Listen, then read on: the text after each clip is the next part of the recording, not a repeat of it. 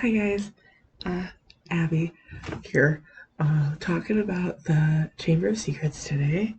Really excited to be here. Um, really excited to be here. Uh, Doing the goo on my pink sticks. We got everything ready. You set up. Mm-hmm. Looks nice, looks nice.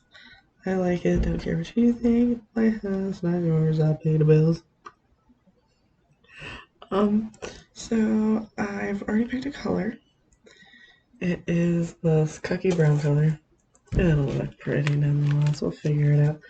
Um, got everything all set to go, so hopefully you're here to join me, and if not, Dobby visits Harry after his uncle threatens him, no less. Dobby's a house elf. You know, he's like a slave. He's trying to keep Harry from going back to Hogwarts. Dobby gives him the letters he stole, drops a cake on his aunt, Harry's Aunt Petunia, um, lands Harry grounded for like his entire life. This lands Harry with bars on his window, and like limited meals, all that. Um, I'm not exactly sure what day it is exactly, besides it's Harry's birthday, and he's sleeping and he hears like a revving engine, and he looks out his window and there's like a flying Ford Angler coming at his window. There's bars on it. It's the Weasley boys, and they pull the bars off and save him and his pet owl and all of his school stuff from boring summer at the Dursleys. They get back to the Weasleys' burrow, and Miss Weasley is already fuming. She's yelling and telling them they could have died, they could have been seen. It is a flying car, so that makes a lot of sense. Um, she makes them denome their garden, and this is like the first time Lockhart's actually brought up. When Mr. Weasley arrives home from work, he works at the Ministry of Magic. He He's told by his wife that his sons flew his enchanted car to Surrey and back in the night, and he begins to congratulate them and then is given a dirty look by Miss Weasley. And Miss Weasley makes him discipline them, but later on he's like, way to go, way to go.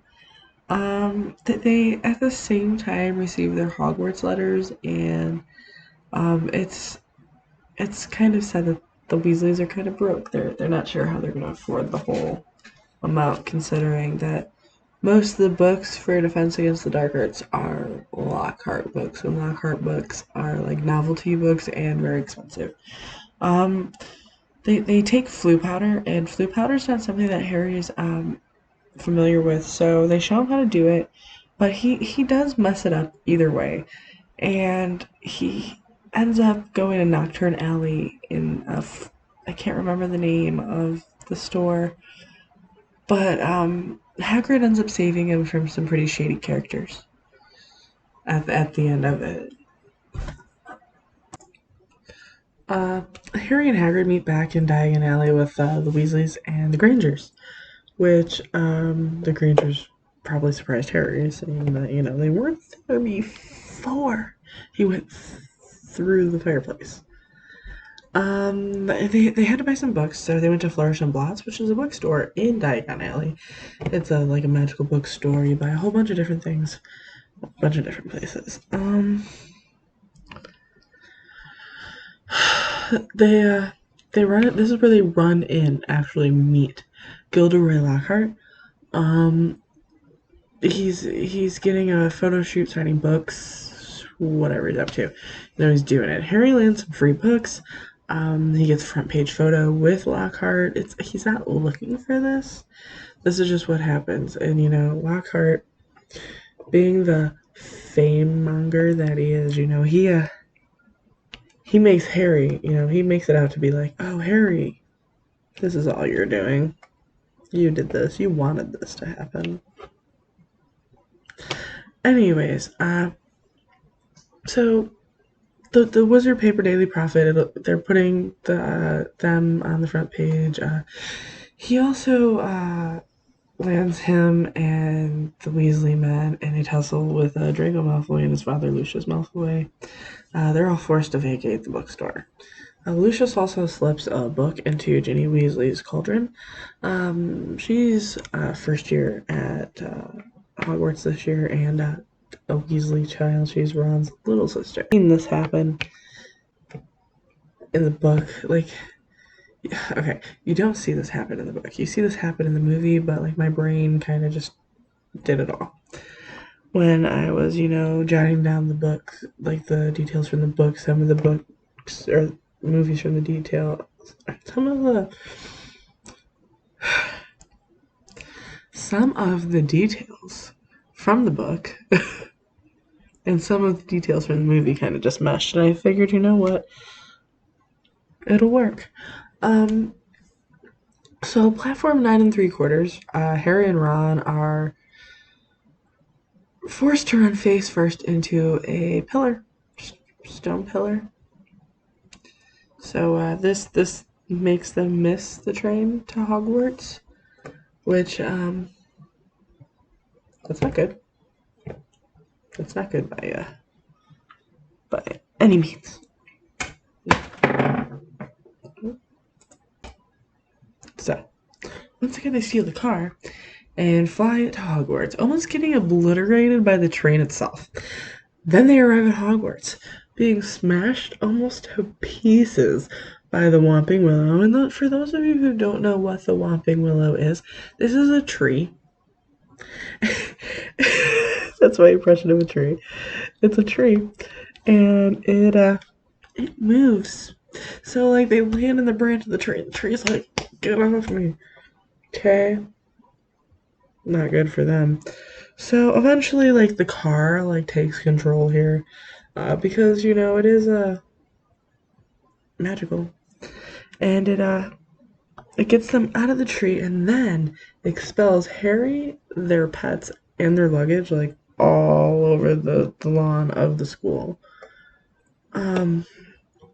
So this is where Ron's wand gets broken. There's more on this throughout the rest of what I'm going with here. You just gotta listen up. They head to the Hogwarts castle and they're stopped by Filch and Snape, who try to get them in lots of trouble. But McGonagall gets them basically just like, detention. I'm writing to your moms. Well, we already know that Harry's family does not care. Ron's family will be livid. One, because it's their car. Two,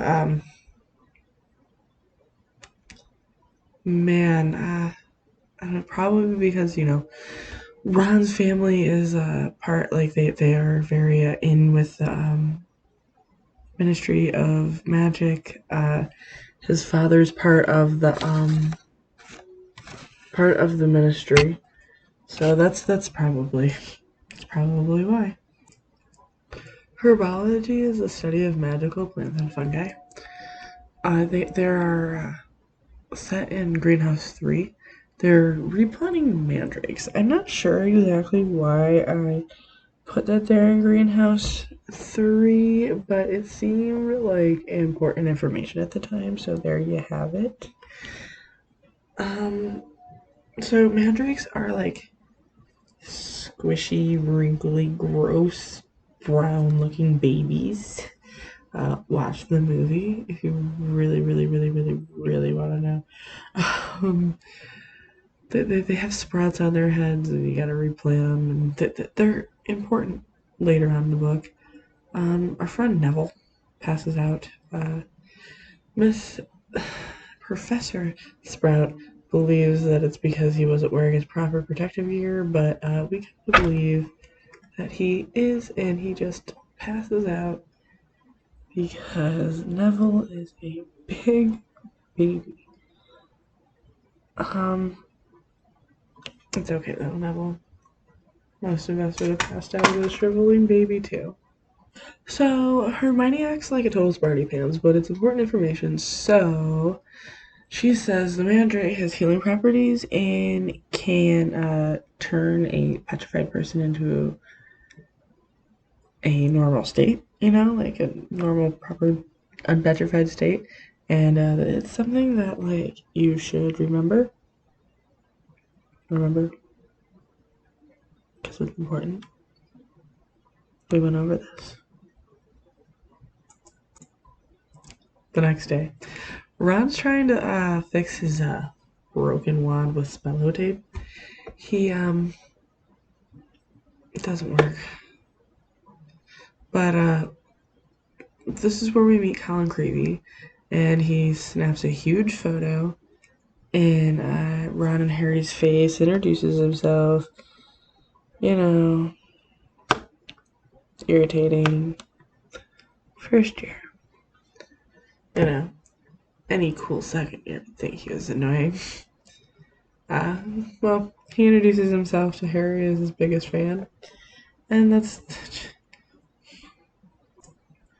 Ron receives a holler from his mom. This is due to him stealing the car again. These are known to be super embarrassing, screaming messages.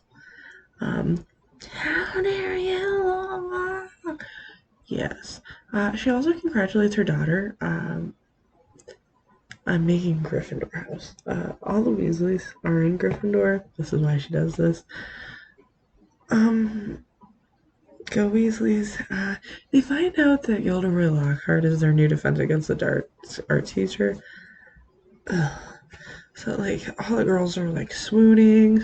Even Hermione. Hermione, she should know better, but she's swooning. And all the boys, they're just, like, not impressed. Like, everybody should be not impressed.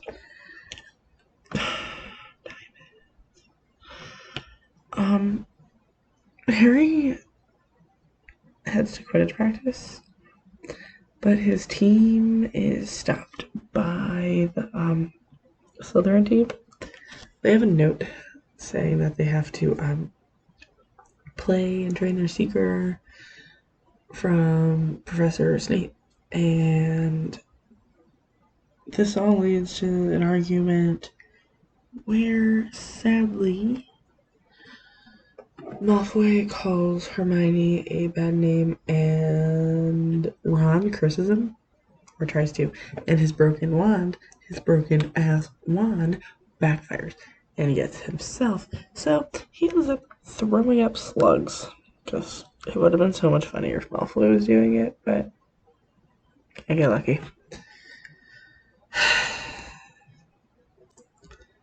This leads to them going to Hagrid's hut.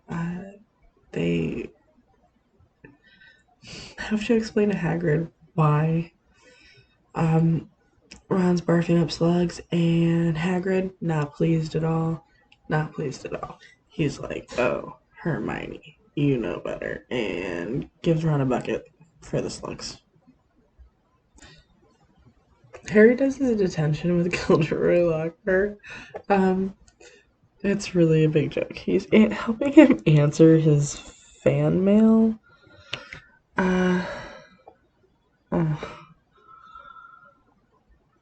That's not a task I would want. He's kind of his keys. He's there super late, and Harry hears his voice, and it seems like only he can hear it. Well, Lockhart chalks it up to, holy crap, you've been here super late. You've been here past, dinner. Oh. Go to bed, Harry. Go. Harry follows the voice, and it leads him to his friends. And his friends are like, you hear a voice? What? Okay. So he starts hearing it again while he's with them, and he follows it. And this is weird. Don't follow the voice if you hear it. Don't follow it, because this could happen. It leads him to, like, a puddle of water on the floor. And he's like, ooh, water on the floor. And then he looks up, and because he sees like this blurred writing, and he sees a message on the wall written in blood, and it says,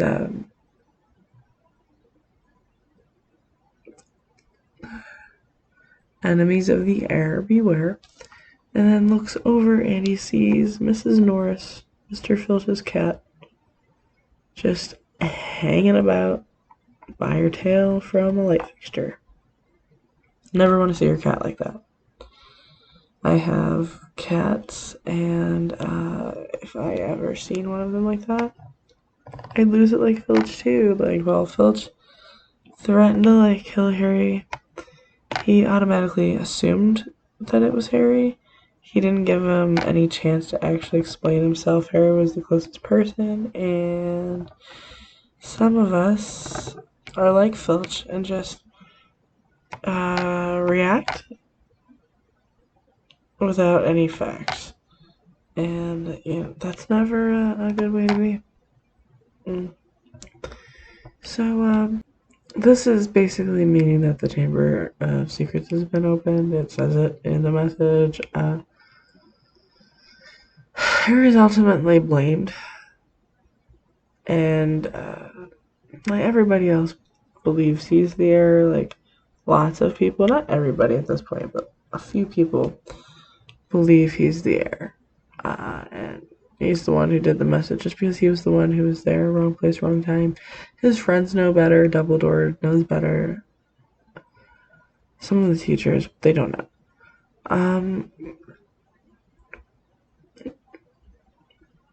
Just after he found this cat, like the whole corridor filled up with students and Filch and teachers, and like it was a bad situation. So sorry if I keep like jumping around. It's ADHD, leave me alone. Dumbledore deems the cat petrified and tells Filch that he does not believe that it was Harry's doing, like at all. I know I just said that it wasn't Harry's fault, but he tells Filch that he doesn't believe it either, which is pretty good. Lockhart says it's too bad that he could have saved the cat from becoming petrified in the first place and killed the monster that did it. Lockhart, too much. Filch declares that he wants someone punished for his petrifying of his cat, and that like he wants something done, which anybody would. I get it, buddy. I get it. My cats too. I love Chester. He's my boy. Anyways, Dumbledore does give him reassurance that he will punish whoever is responsible for this, but he's gonna get firm answers on who's responsible for this before he just punishes all willy-nilly. I'm sure because it's a serious punishment, he wants to make sure he's got the right person. He also reassures him that Miss Sprout and Madame Pomfrey will be making a mandrake solution that can help Miss Norris once the mandrakes are fully matured. Which means, grown-up baby plants. Ultimately, Professor Binns tells the students the legend of the Chamber of Secrets. He's like the ghostly history teacher. He's a history of magic is what it is. But he's a ghost. That would be cool. Like, obviously, he knows history. He's a stinking ghost. So, if you don't know who he is, you were supposed to read the book too. You had homework. I gave you chores.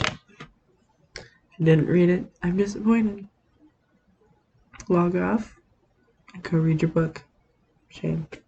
So, the Chamber of Secrets is known to be home to a beast that only Slytherin can control. They believe it's more than myth because of all the teachers are extremely scared and worried, which, Hermione's usually logical when it comes to that kind of crap, so we're gonna listen to Hermione on this one. Go Hermione and her brain. Malfoy makes a comment on the Mudbloods and how they'll be next at the very first sighting, like the message on the wall. This leads to the trio to believe that Malfoy is the heir Slytherin, and because they believe this, they devise a plan. Hermione explains the plan. First, they're to make a potion. It's called a Polyjuice potion. They need a hair of the person they want the potion to change into, which in Harry and Ron's case would be Crabbe and Goyle, Malfoy's best friends. Hermione is going to change into a girl named Millicent Bulstrode.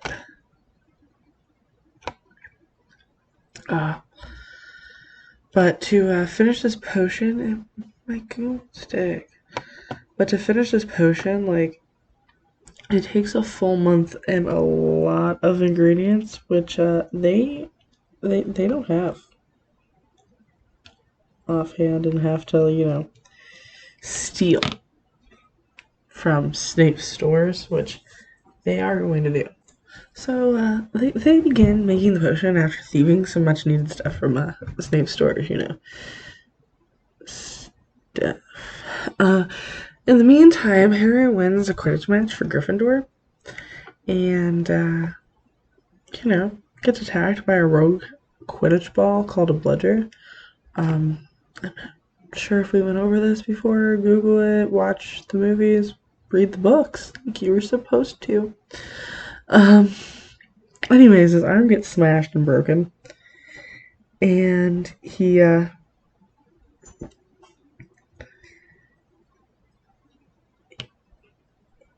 ready to go to the hospital, but Lockhart, that guy, he just does not let that happen. Lockhart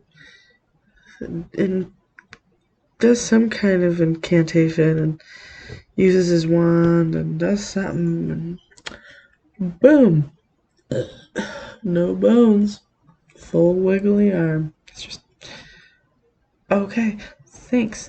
So anyways, he ends up in the hospital anyways overnight, which he could have just been there for minutes, but he was there overnight, and he ended up drinking Skelligrew. Gross is what it looked like in the movie, because he spit it out. And I think even in the book she referenced, what did you expect? Pumpkin juice? I don't know what that is. It doesn't sound good either. Lockhart. I just can't with him. Landed Harry in the hospital overnight. And Dobby, he appears to Harry, and Harry is ready to strangle him if he had two arms, but he explains to Harry that it's his fault that him and Ron couldn't get on the platform, and that it was his fault that his arm got broken, but he was trying to keep him safe from all the doings that were going on at Hogwarts and how history is going to repeat itself. And it just lots to take in. He also explained that he punished himself for all of his wrong actions, which is just a little but he does reference that he has to give himself recreationally normal punishments every day at home, which you have crappy owners if that's the case. So any normal human being, Harry wants to know why Dobby attempted to kill him, and Dobby denies trying to kill him. He just wanted to get him sent home, do enough damage to get him sent home. He thinks he's safer there than at Hogwarts. where bad things could possibly happen to him, and he doesn't want bad things to happen to a nice person, I guess. Um, he asked Dobby next why he wears a pillowcase, and he felt like this was important information. Explains that it is the mark of a house elf's enslavement, and we'll go through this again later, but he also explains that if you give a house elf a piece of clothing of your own, you free your house elf from his enslavement. They hear others in the hallway like area, and they run. Dobby disappears, and Harry runs to his bed and covers up and pretends to be sleeping. He hears them muttering about another person who has been petrified.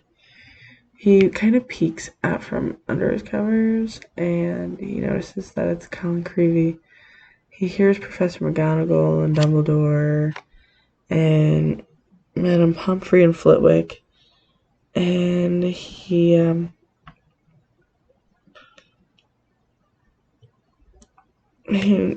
realizes that they're opening up his camera, and poof, his camera film just kind of like goes up in like a puff of smoke, which is really, really weird considering that it's just, regular camera film. It's not like magical or anything. Dumbledore reveals to the teachers that they need to let people know that the chamber's been opened and that Hogwarts is no longer safe. The potion's brewed in the girls' toilet, where like there's a ghost. Her name's Moaning Myrtle. She haunts the bathroom, so like nobody goes in there, says Hermione, and it's weird, I guess. So nobody really goes in there. The ghost is the reason why it's choice.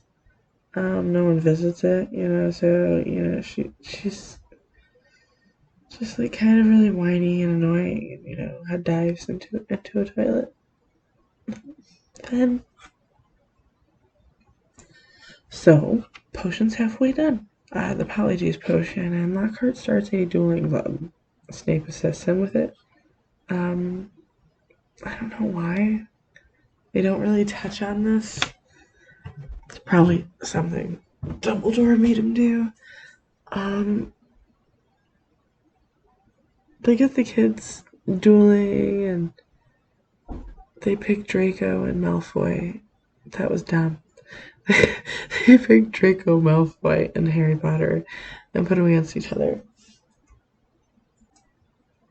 Malfoy summons a snake, thinking, Harry would be more scared, but, he kind of just, like, we like, learned in our last book, Harry likes and talks to snakes. So he does this now, and he kind of, like, talks and, gets the snake that's trying to go after an audience member of the duel, not to, like, he's trying to get it not to attack him. So he does that successfully, but like the guy thinks that like he's egging the snake on, and nobody's ever seen this before. Like they're all like, Harry doesn't. He thinks that like everybody, like a lot of people at the school can just talk to snakes and who's what's it, and his friends, when they drag him away, they're like, no, this is just something, an heir of Slytherin would be able to do. And now a lot of people are going to think that you're the heir of Slytherin, and we're kind of worried that you're the heir of Slytherin, and they kind of stay clear of it. They're not his biggest fans at the moment. Nobody really is. It's kind of a thing. So, like, Ron and Hermione kind of, when they do have him bowled away, tell him that, it sounded like the snake was egging on Justin Filch Fletchley. And, they also let him know that it's called being a parcel mouth and that he's a good candidate to be the heir Slytherin. At this point, everybody just pretty much keeps away from Harry besides Ron and Hermione. And even in public, they're just kind of no, they all call him the heir Slytherin. They are all over it. He is just the heir. It is said and done. But, nobody actually knows. And, only Ron and Hermione know that Harry wasn't egging the snake out. He was trying to help his friend. Well, not his friend, but another human being. Harry soon later hears the voice again, and he chases it to find nearly headless Nick and Justin Filch Fletchley petrified in a corridor. Again, he sees a trail of spiders leading to an open window. He sees a trail of spiders leading to an open window running out of it. It's the second time he sees that. Filch finds Harry as Harry stumbles upon the scene and runs to get a teacher, saying Harry was caught in the act. McGonagall takes Harry to Dumbledore's office. Harry arrives in Dumbledore's office and has a brief conversation with the Sorting Hat. It tells him that he would have been really good in Slytherin, but Harry tells him, no, you're wrong.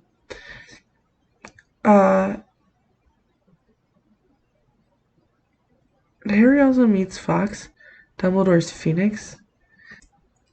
Fawkes burns into flame and ash, and Dumbledore explains the death of a phoenix and the birth as well, because that happened. Dumbledore also apologized that he had to see Fawkes on a burning day. Hagrid bursts into the office and says that he's willing to swear to the Ministry of Magic that Harry's not the person who's petrifying everybody. Dumbledore does not believe that Harry is behind the attacks, but he also asks him if there's anything that Harry needs to tell him. Christmas is upon them, and the potion is complete. Hermione has filled little vials with Crabbe, Goyle, and Millicent Bulstrode's hair. They go in their stalls, they drink it, they turn into some of them turn into who they're supposed to turn into. Hermione stays back in the bathroom, and Harry and Ron head down to the Slytherin common room, and that's where they find Malfoy. Malfoy doesn't know who their Slytherin is, and they learn this, but they also learn that Malfoy's kind of a racist jerk, and that he's a little thiefy thief. Not a fan of that. Not too long after they find all this out, they turn back to themselves and just in time run out of the Slytherin common room to do so. So they head back to the bathroom and they discover that Hermione is a cat lady. The hairs that were on Millicent Bulstrode's robe the night of the dueling club that she got them, they were cat hairs. And she remembered something in a book that says that she's not supposed to do animal to human transformations. So she ends up in the hospital for quite some time. After this, they end up going right past that bathroom again, and this is just Ron and Harry. They find out the corridor is flooded, and they go in there and they ask Moaning Myrtle what happened, and Myrtle's distraught like normal, and somebody threw a book at her. She's a ghost. And somebody threw a book at her, so she's upset. And they take the book and soon find out that it belongs to a guy named Tom Riddle. And Tom Riddle, he's gonna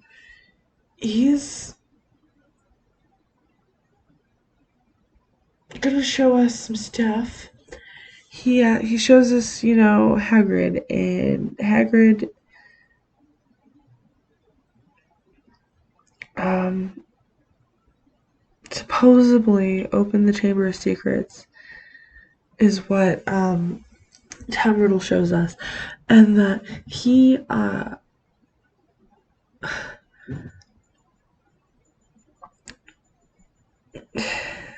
Tom Riddle caught Hagrid red-handed letting the beast out of the chamber. So Harry comes out of the trance that the diary put on him and tells his friends everything, including Tom Riddle, Hagrid, and the large spider.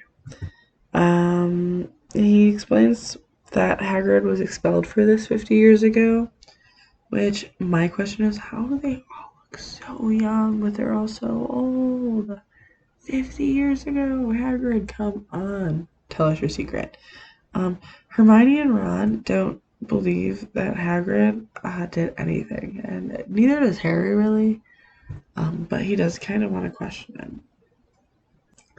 They're talking about this, outside, and Hagrid kind of shows up with flesh-eating slug repellent, like slug, flesh-eating slug repellent, and they're talking about what happened, and they stopped instantly. So it's just kind of like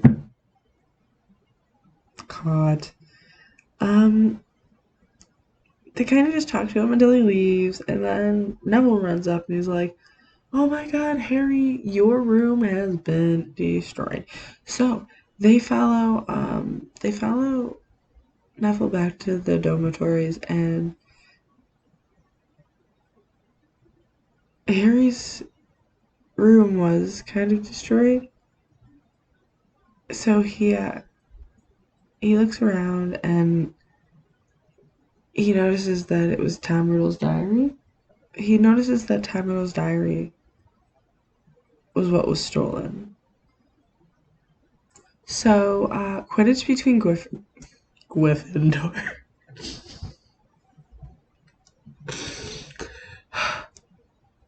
So, Quidditch between Gryffindor and Hufflepuff is cancelled. Harry and Ron follow McGonagall, who leads them to the hospital where they find Hermione, and she's been petrified. McGonagall asks if they knew why she had a mirror on her, and they didn't know why. They had no answer to why. So McGonagall and all the other teachers who lead the houses, put new rules into place for the students, and they're hoping that this avoids an attack by all means. McGonagall explains that unless someone is caught, the school might be closed for good, which, in Harry's sake, that's not good.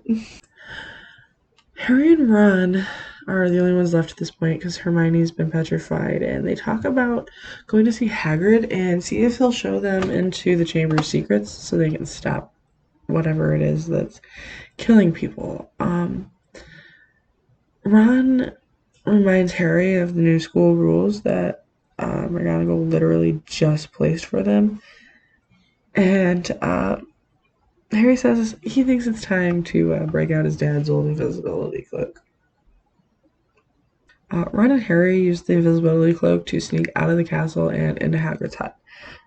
Harry and Ron over tea ask Hagrid if he's the one who opened the Chamber of Secrets, which he's not given a chance to answer the question because Cornelius Fudge and Albus Dumbledore kind of just, arrive knocking on the door, and Harry and Ron, kind of push themselves into a corner and hide under the cloak. Hagrid is taken to Azkaban, and Dumbledore is, kind of suspended as headmaster due to Lucius Malfoy having, the school board, suspend him. Hagrid tells the two, not suspiciously, that, you know, they need to feed Fang, which is his dog, and, to follow the spiders. And Albus Dumbledore tells them that help will be always found at Hogwarts to those who are worthy of it. That's a big thing right there that you're gonna need to remember. One day after herbology, they follow the spiders, which lead into a hollow or a horror in the dark forest. It's a giant nest of spiders, and it was made by Aragog, Hagrid's giant pet spider. He reveals that Hagrid did not open the chamber's secrets, and that spiders actually flee before the monster that lives in the chamber. And that's a big, big thing, because that means that Hagrid is not the bad guy. After revealing this information, though, they're ready to leave, and Aragog is not gonna let it happen. Like, he would not let his children attack Hagrid, but he really does not care about Harry or Ron. So he lets his children run after Harry and Ron, and eventually they were going to kill him. And they get saved and scooped up by the car that they stole from Ron's parents. And they end up I haven't done this at all. They end up getting away safe, which is a good thing. With quite a bit of information, good information that they can use.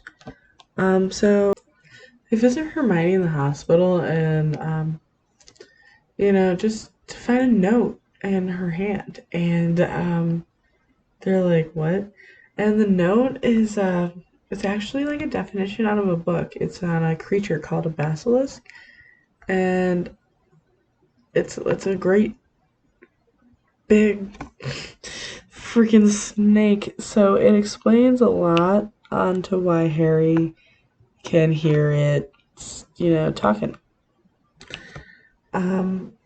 They say that the basilisk actually, petrifies the things that doesn't see it indirectly, but it kills things that do see it directly. So this is why, if you see the basilisk through like a water puddle or a mirror or a camera window, you're going to be petrified, not dead. So they deem this as a creature that's in the Chamber of Secrets. They also determined that the basilisk's route of transport through the pipes or plumbing. They also speculate that Myrtle was the girl who was killed by the basilisk in the bathroom 50 years ago. So they're doing their speculating, and they hear an announcement by McGonagall that all students need to report to their dormitories immediately, and that the teachers are to report to the second floor. Our boys don't listen, and they go to the same place the teachers are supposed to go, and whatever, and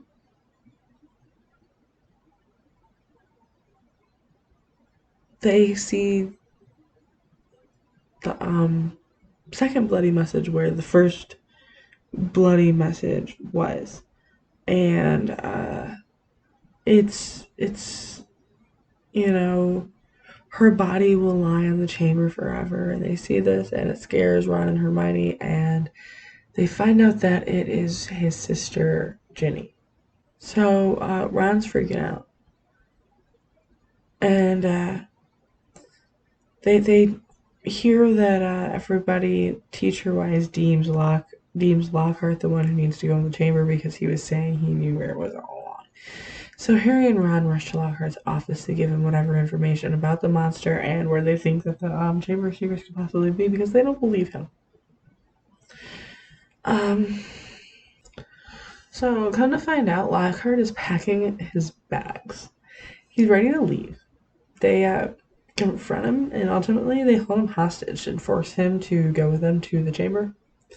After Lockhart admits that he's a fraud and he's gifted with memory charms, they he tries to, obliviate them the very first time, and they both are like, "It ain't happening, pal." They make their way with Lockhart to Myrtle's bathroom, where they ask her how she died, and she explains how it happened. She heard a boy's voice speaking a funny language. Then, last thing she sees is a pair of big yellow eyes by the sinks, and that was pretty cut and dry. Harry, Harry, he speaks to the sink, and lo and behold, the entrance to the Chamber of Secrets actually opens from under the sink. They force Lockhart to slide down first, and they follow him down. Once in the main entrance, they're greeted by old snakeskin, and they see bones of like humans and small animals. Um, they walk down a narrow passage where Lockhart gets the jump on them and attempts to obliviate them again with a very strong memory charm this time, but he ends up stealing Ron's wand and it backfires. So there's a rock slide and it separates Ron and Lockhart from Harry. And this is where Harry and Ron realize that the spell had backfired, and Lockhart has no idea who he is, which probably is a really, really good thing. So Harry finds out if Ron's okay first, and then he continues on. Um, so Harry finds like a door, and he has like this. There's this intricate lock made with snakes on it, and they're just snakes, blah blah blah, intricate design. He speaks parcel tongue to the door and walks through the door. Moments later, walks into the passage, and like down the passage, there's like snake heads coming up along the passage. If you've watched the movie, you'd understand what I was talking about. Like it's just like a big thing, and then there's snake heads, and like he's walking down that, and he sees Ginny, and he's like, "Oh my god!" And he runs down, and he's like, "Oh my god, are you okay? Please don't be dead." And then Tom Riddle walks out, and Harry's wand's just over there doing a thing. It's on the ground because he was just so concerned about Ginny that he runs to her and drops his wand. Didn't care. Um, Tom Riddle comes out, and he's like, "Big bad Tom Riddle." Blah, blah, blah. So Harry, like, he's like, "Oh my god, Tom, what?" Give him my wand, and he wouldn't do it. So he gets the sorting hat and Fox. So Fox delivers the sorting hat and then kind of flies away, and Harry's just left with the hat. And it's confusing at first, but you'll understand in a minute. Um, Tom Riddle summons the basilisk, and as he's doing this, basilisk's like rah, and chases Harry, and like the basilisk gets like, "This is the basilisk. This is Harry, okay?"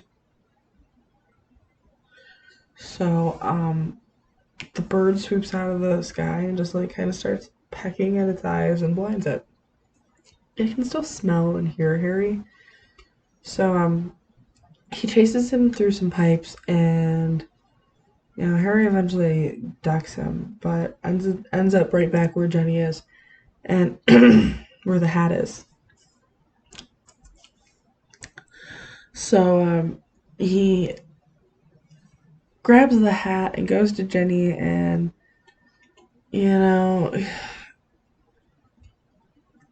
Tom explains that he's Lord Voldemort, and then that Jenny's life force is draining and it'll be him alive and her dead, and the basilisk pops up out of the water like, and Harry runs up to like there's this head that the snake like slithered out of to start with, like the mouth going, ah, and then the snake came out of it, and he climbs up this head, Harry does, to get away from the snake, and that's silly. But eventually Harry does like stab it through its mouth, like into the top of its head, like through the head, and gets a fang in his arm for his effort. And he goes back to Ginny, and he's just so like just tired of it all that he's looking at Tom Riddle, and Tom Riddle's like taunting him, and he just like rips the fang out of his arm and just stabs Tom Riddle's diary. And remember, Tom Riddle's Voldemort, so like the diary starts oozing black goo, and poof, by Tom Riddle. Ginny wakes up, and Ginny's like, "Oh my God, Harry, what's wrong? Are you okay? It was all my fault." And Harry was like, "Yeah, but I'm dying, so just go find Ron." And then Fox comes, and he's like, "Hey, Fox," and Fox cries on him, and Phoenix Tears has healing properties, so doop doop doop, his boo-boo's all better, and they go and they find Ron and Lockhart, who, remember, Lockhart lost his memory, so they find Ron and Lockhart, and they eventually, Fox is really strong, so he flies all four of them out of there, and they end up in, I believe Ginny ends up in the hospital, and Lockhart ends up in like the wizarding hospital. I can't remember what it's called right now. I'm so sorry. But anyways, they end up in Harry and Ron end up in Dumbledore's office, and they're able to get everybody unpetrified, and there's a feast about ready to start, and they're getting awards for the school for helping, and they are just rocking it out. They Dumbledore sends Ron with a letter to get Hagrid out of Azkaban, which is the wizarding prison that he was took into by Cornelius Fudge earlier in the book. And I don't remember if I mentioned that, so sorry. Then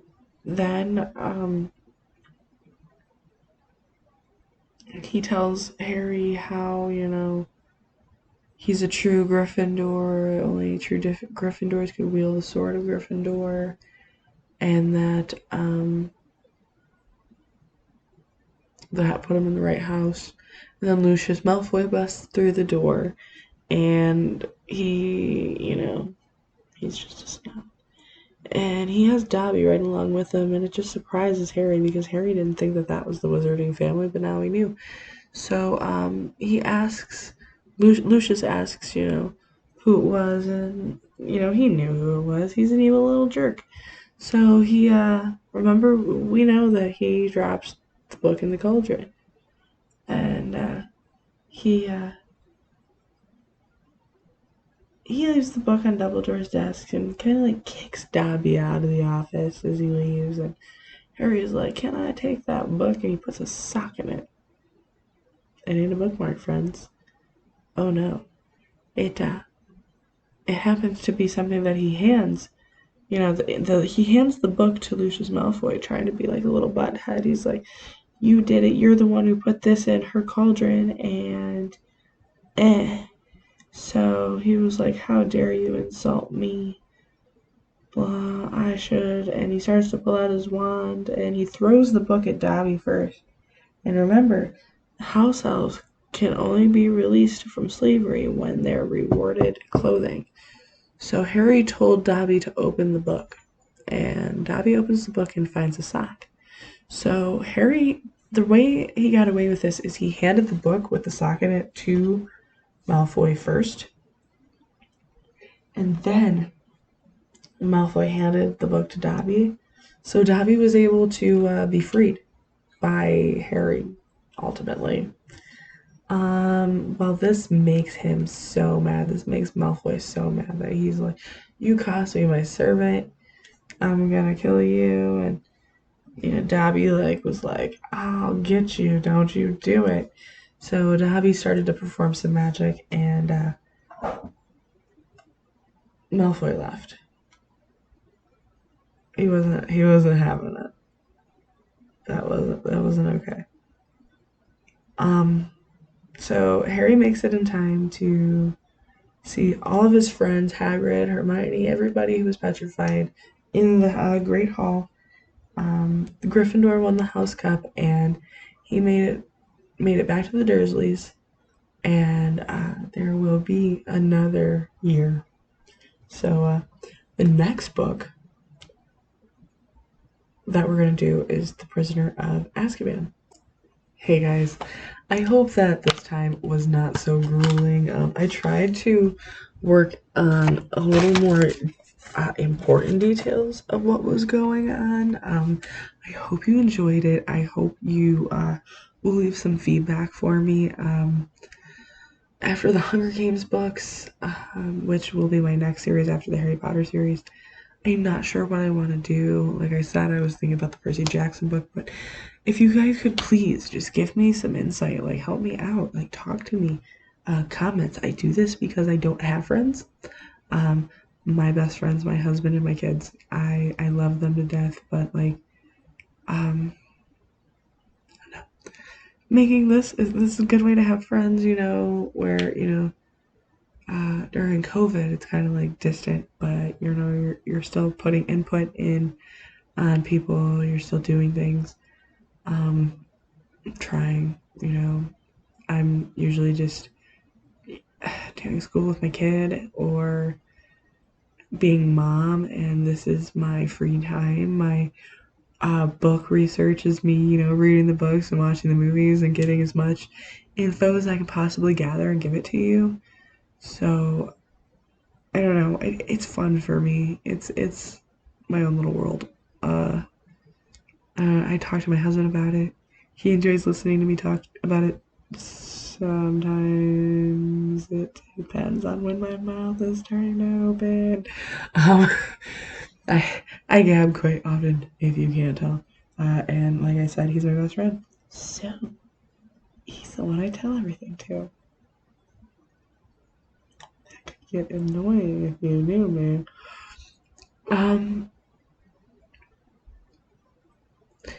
If you haven't already, go to Unicorn or Mommy and Unicorn Gaming.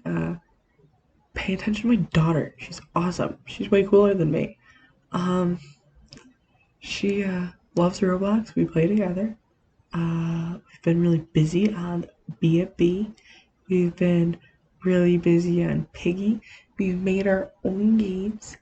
We're trying to get those going. We're not good at it yet. We is me. She'd probably rock it out as to where I'm just over here I don't know. I'm putting things in places. That's what's happening. I'm learning. I'm old. I don't know if you can teach an old dog new tricks. We're figuring it out. Anyways, you guys have a pleasant Sunday. I hope you guys had a great Easter. We had an awesome one. We were gonna record a video. Helena didn't want to, so we didn't do it. She's the boss of her channel, so that's how that works. She wants to make Roblox videos. That's what we do. I'm the boss of this channel. If we want to put Hedwig's on the couch, that's what we do. Hedwig needs a bath, though. So does the cat laying next to it. That's Chester.